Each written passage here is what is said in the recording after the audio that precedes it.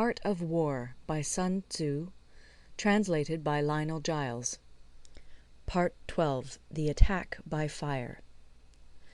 Sun Tzu said, "There are 5 ways of attacking with fire. The first is to burn soldiers in their camp.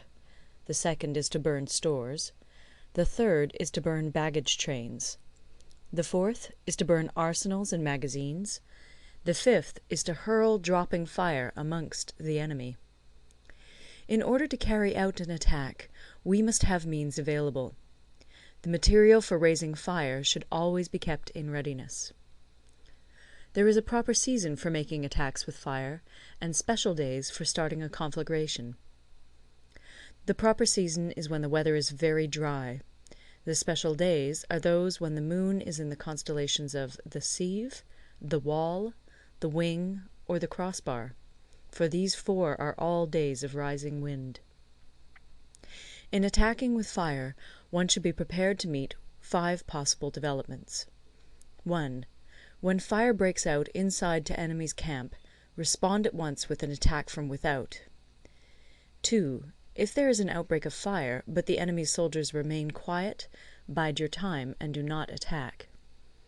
3. When the force of the flames has reached its height, follow it up with an attack, if that is practicable. If not, stay where you are. 4. If it is possible to make an assault with fire from without, do not wait for it to break out within, but deliver your attack at a favourable moment. 5. When you start a fire, be to windward of it. Do not attack from the leeward. A wind that rises in the daytime lasts long, but a night breeze soon falls. In every army, the 5 developments connected with fire must be known, the movements of the stars calculated, and a watch kept for the proper days. Hence, those who use fire as an aid to the attack show intelligence. Those who use water as an aid to the attack gain an accession of strength. By means of water, an enemy may be intercepted, but not robbed of all his belongings. Unhappy is the fate of one who tries to win his battles and succeed in his attacks without cultivating the spirit of enterprise, for the result is a waste of time and general stagnation. Hence the saying, "The enlightened ruler lays his plans well ahead. The good general cultivates his resources." Move not unless you see an advantage. Use not your troops unless there is something to be gained. Fight not unless the position is critical. No ruler should put troops into the field merely to gratify his own spleen. No general should fight a battle simply out of pique. If it is to your advantage, make a forward move. If not, stay where you are. Anger may in time change to gladness. Vexation may be succeeded by content. But a kingdom that has once been destroyed can never come again into being, nor can the dead ever be brought back to life. Hence the enlightened ruler is heedful, and the good general full of caution. This is the way to keep a country at peace and an army intact. End of Part 12. Part 13. The Use of Spies. Sun Tzu said, "Raising a host of 100,000 men, and marching them great distances, entails heavy loss on the people, and a drain on the resources of the state. The daily expenditure will amount to 1,000 ounces of silver. There will be commotion at home and abroad, and men will drop down exhausted on the highways. As many as 700,000 families will be impeded in their labour. Hostile armies may feast each other for years, striving for the victory which is decided in a single day.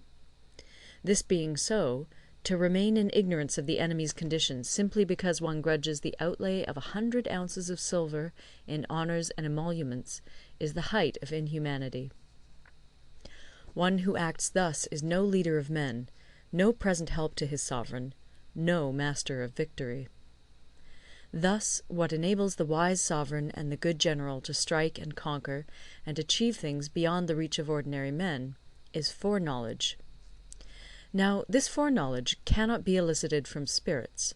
It cannot be obtained inductively from experience, nor by any deductive calculation. Knowledge of the enemy's dispositions can only be obtained from other men. Hence the use of spies, of whom there are 5 classes: 1. Local spies, 2. Inward spies, 3. Converted spies, 4. Doomed spies, 5. Surviving spies. When these 5 kinds of spy are all at work, none can discover the secret system. This is called divine manipulation of the threads. It is the sovereign's most precious faculty. Having local spies means employing the services of the inhabitants of a district. Having inward spies, making use of officials of the enemy. Having converted spies, getting hold of the enemy's spies and using them for our own purposes. Having doomed spies, doing certain things openly for purposes of deception, and allowing our spies to know of them and report them to the enemy. Surviving spies, finally, are those who bring back news from the enemy's camp. Hence it is that none in the whole army are more intimate relations to be maintained than with spies. None should be more liberally rewarded. In no other business should greater secrecy be preserved. Spies cannot be usefully employed without a certain intuitive sagacity. They cannot be properly managed without benevolence and straightforwardness. Without subtle ingenuity of mind, one cannot make certain of the truth of their reports. Be subtle, and use your spies for every kind of business. If a secret piece of news is divulged by a spy before the time is ripe, he must be put to death together with the man to whom the secret was told.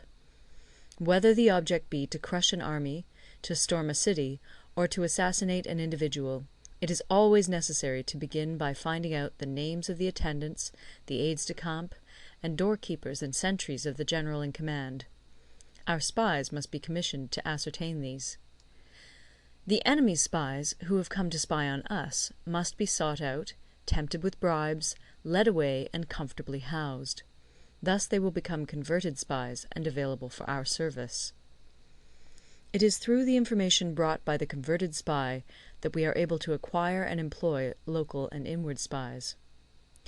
It is owing to this information again that we can cause the doomed spy to carry false tidings to the enemy.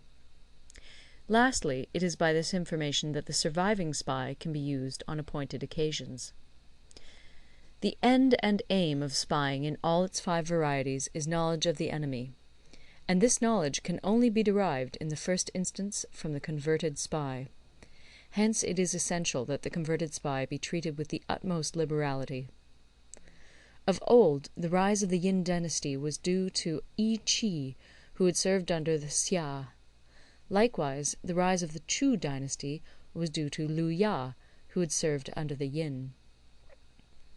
Hence it is only the enlightened ruler and the wise general who will use the highest intelligence of the army for purposes of spying, and thereby they achieve great results. Spies are a most important element in water, because on them depends an army's ability to move. End of The Art of War. Recorded in Toronto, Ontario by Moira Fogarty, October 2006.